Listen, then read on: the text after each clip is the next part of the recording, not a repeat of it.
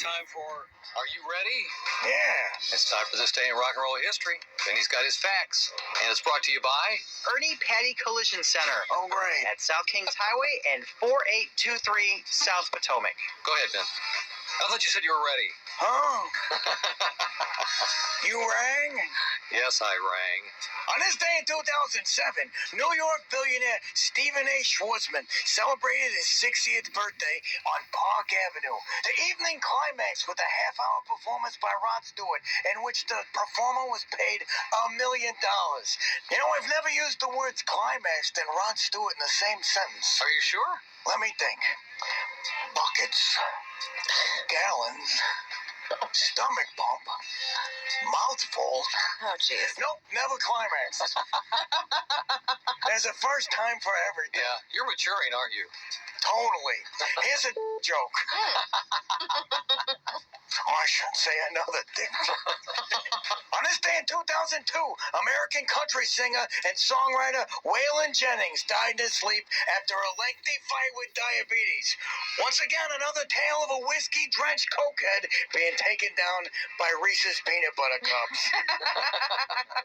On this day in 2002, two sons of the late reggae star Bob Marley are arrested in North Florida after officers find marijuana in their car. They also found gas in the tank and air in their tires. That's unusual in Jamaica, yeah. It's a given. On this day in 1957, Cuban officials announced a ban on all rock and roll programs on television and radio, calling the music offensive to public morals and good customs. They would go on to soften their stance a couple of days later when they discovered an up-and-coming group of musicians called Fidel and the Revolution.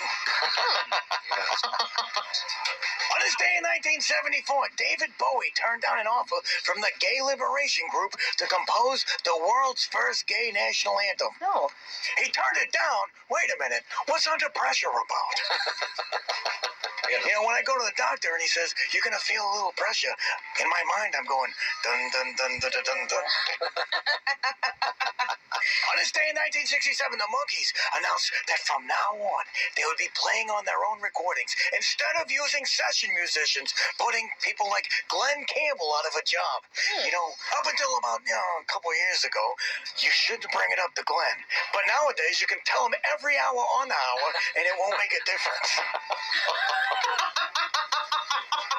And finally, on this day in 1982, a 300-pound marble slab headstone of Leonard Skinner's lead singer Ronnie Van Zant was stolen from a cemetery in Orange Park, Florida.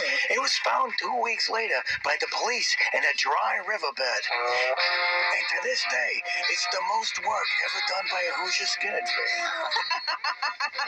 We're done. We're done. We're done.